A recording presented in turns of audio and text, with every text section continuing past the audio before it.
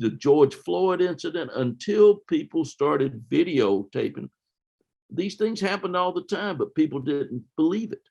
It was like the civil rights movement. I've often said the reason you explain the civil rights movement is often called the second Reconstruction versus the first Reconstruction after the Civil War, which is, I think, the most progressive period the United States and certainly the former Confederacies ever had, and it's not been understood. And I think there's where you need to look if you're looking for the identity of America. That's where we hammered out who we would be as a nation. So, and it was overthrown. It was literally overthrown. I mean, January the 6th reminds you of this, that an interracial government, in that case, Republicans, black and white, who were legitimately elected, were overthrown in coup d'etats in the United States in 1870s. And we sort of ignore that. And we created this mythology that's just not true. It was an extraordinary time of progressive government in the Confederacy. So it's very important what historians write and looking at the evidence and not just what people tell you happened, but what is really going on. And I think that's what we have to do if we're going to save democracy, is be truth tellers and speak truth to power. Now, looking at your explanation, which are actually very brilliant and interesting, it is not difficult to make the conclusion that it's actually the Constitution, the law of the United States, that is encouraging the discrimination against a section of its own citizens, you know? And if that is the case, how can these people find justice if the law itself is sort of structured in a way that they can be victimized? Where can they find justice? Well, there are three branches of government. We often forget that: the executive, Congress, and of course, the Supreme Court.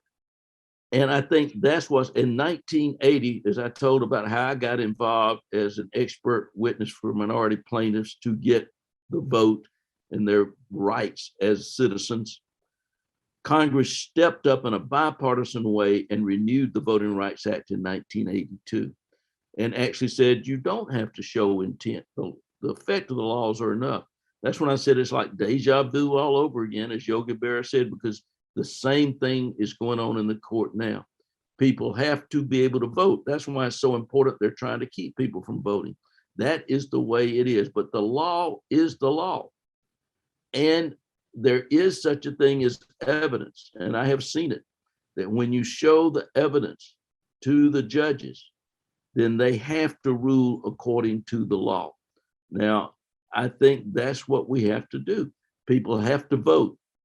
The harder they make it to vote, the more you've got to be willing to go out to vote. Stacey Abrams has done an amazing job in Georgia of getting people out to vote. She probably won that Georgia governor's election, but Brian Kemp had, as Secretary of State, disfranchised. In fact, some people say in one day in Georgia, he was able to disfranchise more people than ever been done in one day anywhere. But what she did is then organized people, got them registered and got them out to vote. And look what happened. Not only did Biden win Georgia as president, but the first Jewish senator ever was elected, and Reverend Warnock was elected. So 2 Democratic senators there. So that's what I think people have to do, and not give up and keep calling on that legacy of Lincoln to finish the work for democracy. To, as I said, I really believe there are more good people than bad people. And I really believe young people want to be good people, but a lot of them don't understand what's going on. How many of them understand how affirmative action had worked for white people all those years, all those generations, and had worked against and left out African Americans? So I think we have to make sure.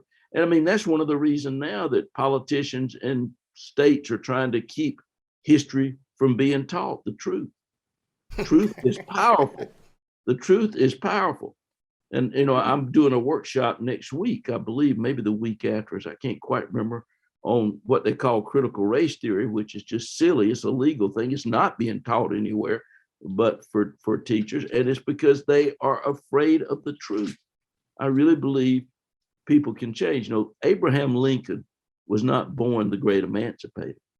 He was, you argue in the book, The Age of Lincoln, he was actually a white Southerner by birth and by culture.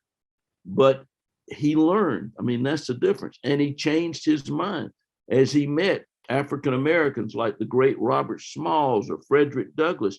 He moved so that by the end of his life, instead of sort of ignoring, I mean, he was always anti-slavery, but he was never abolition. But by the end of his life, he is leading the nation to a better place on race relations. And that's why he was killed.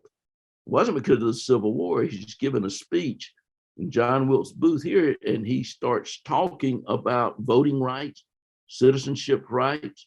Remember in the second inaugural, it was an incredible thing he said that people didn't notice, that the widows would be taken care of the soldiers. He's talking about the Black soldiers as well, that they are part of the body politics. He says the war couldn't have been won, many of the battles, without Black soldiers. And then he starts saying there's going to be a change and people have to be rewarded for what they've done and the vote.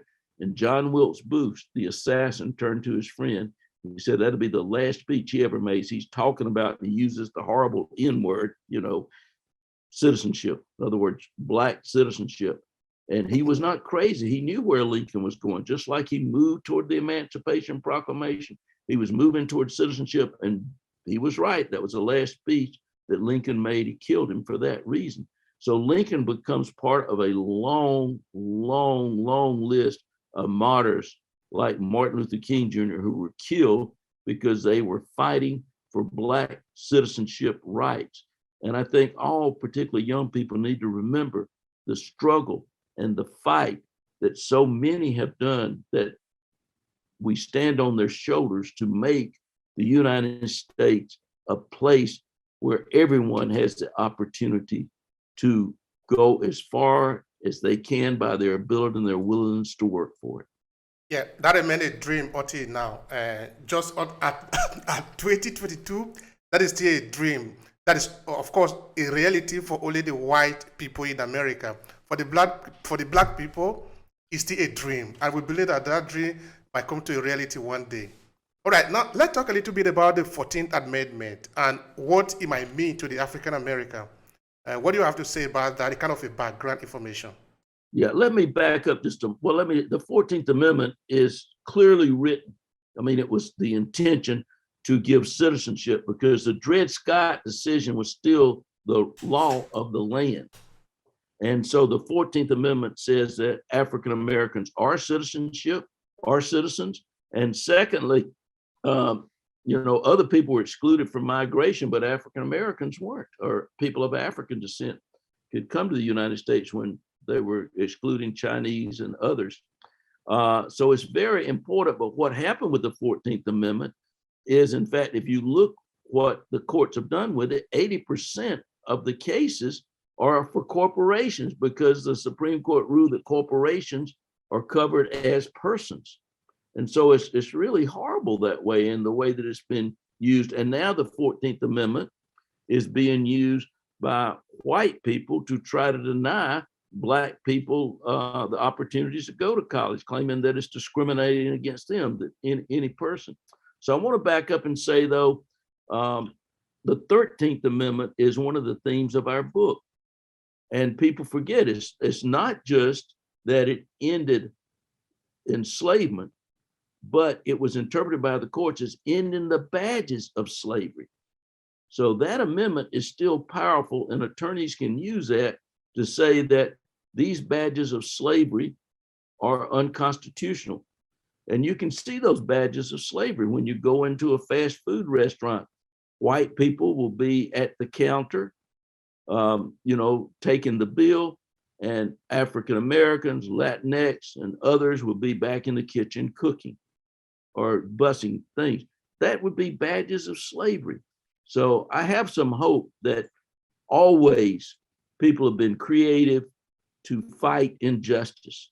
And we've won against all odds. Look at the great Thurgood Marshall.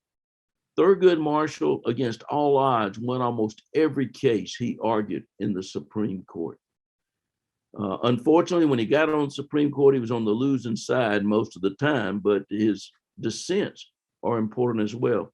The first picture in my book, Justice Deferred, in the introduction, is when he's getting off the train in Charleston, South Carolina, the civil media, to argue what becomes Brown v. Board. It really begins in South Carolina with rural Black families fighting for the rights for their children. It's the first case, in fact, which a federal judge says that separate but equal is not right, and that Black people are being discriminated against. And at that time, Thurgood Marshall said something so important. I put it right there in the picture. He said, "Sometimes I get tired of saving white people's souls." And I think that's so important, that justice is also about not just what is fair for minorities, and especially Black people in America who had been enslaved, but what does it do to white people to teach little children that they are superior? What is it doing to them and their souls? I mean, that's wrong as well.